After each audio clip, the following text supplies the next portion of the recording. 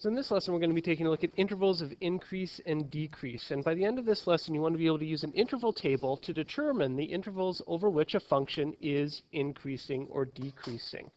So let's just take a look first at the graph of a function here. We've got some arbitrary function, f at x, and I've labeled some points on it here. What do we mean when we say that this function, f at x, is increasing?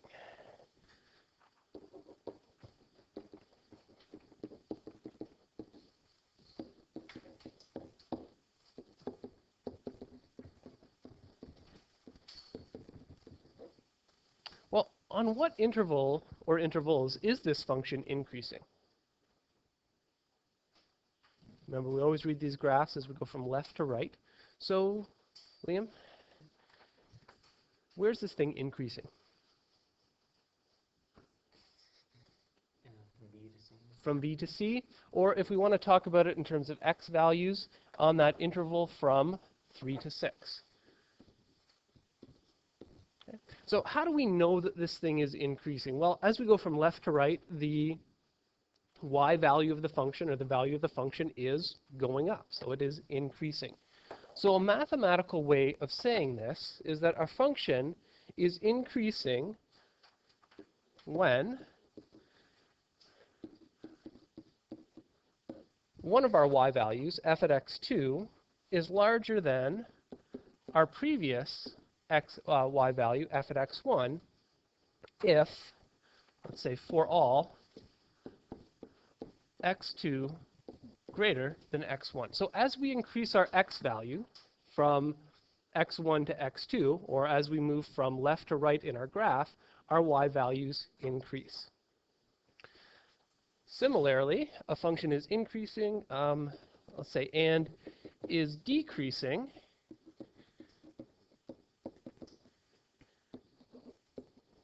when our y value, f at x2, is less than our previous y value, f at x1, again, for all x2 greater than x1 on that specific interval. So for this function we've got here, where is this function decreasing? Y values are getting smaller as we go from point A to B. So if we want that in interval notation, we would say that that's from 1 to 3. And it's also decreasing as we go from point C to point D. So again, in interval notation, that's going to be from an x value of 6 over to an x value of 10. So 6 to 10.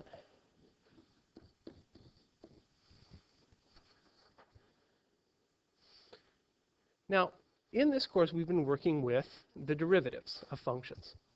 A derivative represents the slope of the tangent to the function that we have here.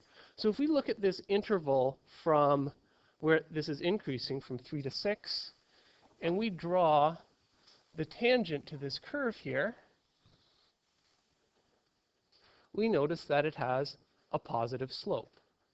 Whereas if we go to the intervals where our function is decreasing, between 1 and 3 and between 6 and 10, and we draw tangents, we notice that when our function is decreasing, our tangents have a negative slope.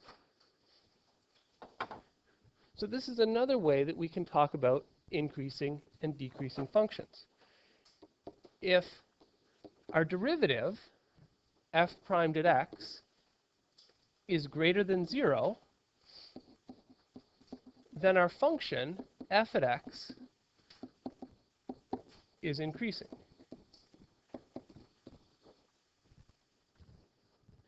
Whereas if our derivative is less than 0, so the slope of the tangent to the curve is negative, then f at x is decreasing.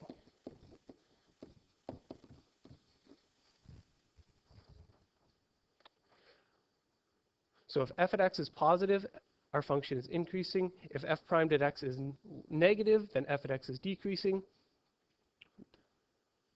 these two conditions, so these two categories cover almost all of the possibilities for the derivative. If it's not positive and it's not negative, if it exactly is equal to 0, well, that's what we're going to have at points B and C.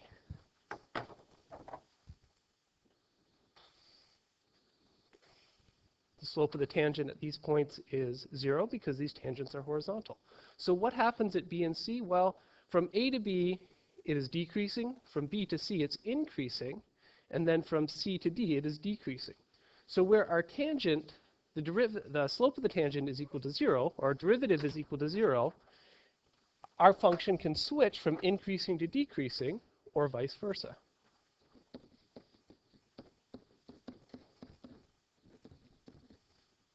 Can change from increasing to decreasing.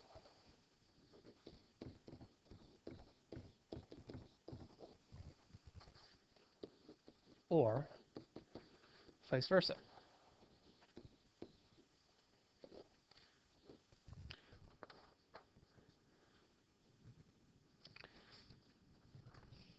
So if we don't have the graph of a function, we just have sort of the equation of the function.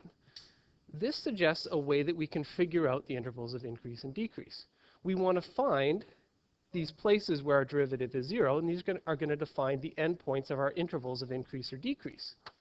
And then we can check to see whether in these intervals our derivative is negative or if our derivative is positive. And it's going to tell us whether our function is increasing or decreasing on that interval.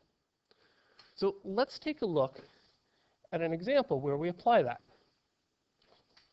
We want to determine the intervals of increase and decrease for this function, y equals x cubed plus 6x squared plus 9x plus 2. And the first thing we are going to do is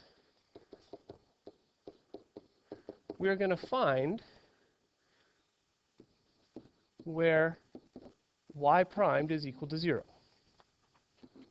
And we're going to use these points to define our intervals.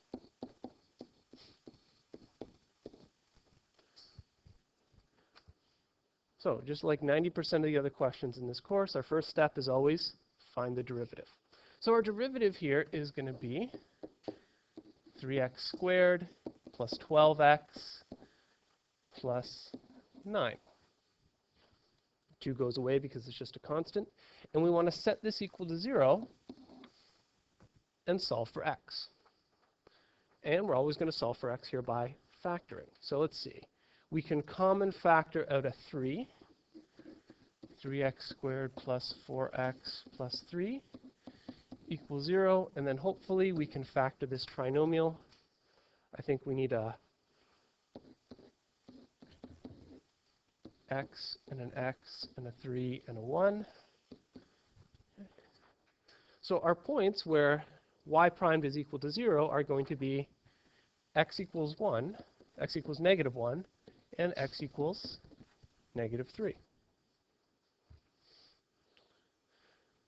So now we can set up a table where we check the sign of that first derivative in each one of these intervals. So our first interval is going to go from negative infinity up to negative 1. We'll have an interval from negative 1 to negative 3, and then from negative 3 to positive infinity. And if we're checking the sign of the first derivative, we want each of these three terms that appear in the factored form of our derivative. So 3, x plus 1, and x plus 3.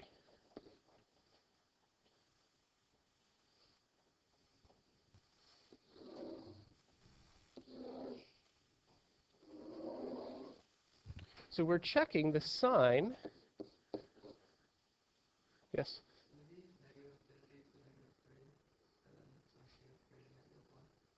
Thanks. Okay. So we are checking the sign of our first derivative, but from that we are going to conclude something about whether our function is increasing and decreasing. Okay. And Shane has just pointed out that I put my intervals in the wrong order here. I want to go from negative infinity to negative 3. Then I want to go from negative 3 to negative 1. And then I want to go from negative 1 to positive infinity. That makes a little bit more sense. So again, we're checking the sign of each one of these terms in each one of these intervals. So our 3 is always going to be positive. You may say, why put that 3 out front there?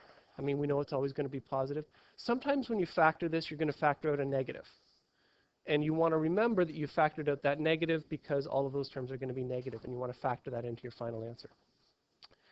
All right, our x plus 1 term is going to be negative, negative, and then positive. Our x plus 3 term is going to be negative, then positive, and then positive. So our first derivative is going to be positive, then negative, and then positive. Combining those all up. What does this tell us about our original function f at x? Well, if our first derivative is positive, that means the slope of the tangent in this interval has to be positive, so our function is going to be increasing. If our derivative is negative in our next interval, that means our slope of our tangent must be negative, so our function has to be decreasing. And then our third interval, slope of the tangent is positive, so our function is increasing again. So we can sum all this up by saying, therefore, f at x is increasing on 2 intervals, from negative infinity to negative 3, and from negative 1 to positive infinity. And f at x is decreasing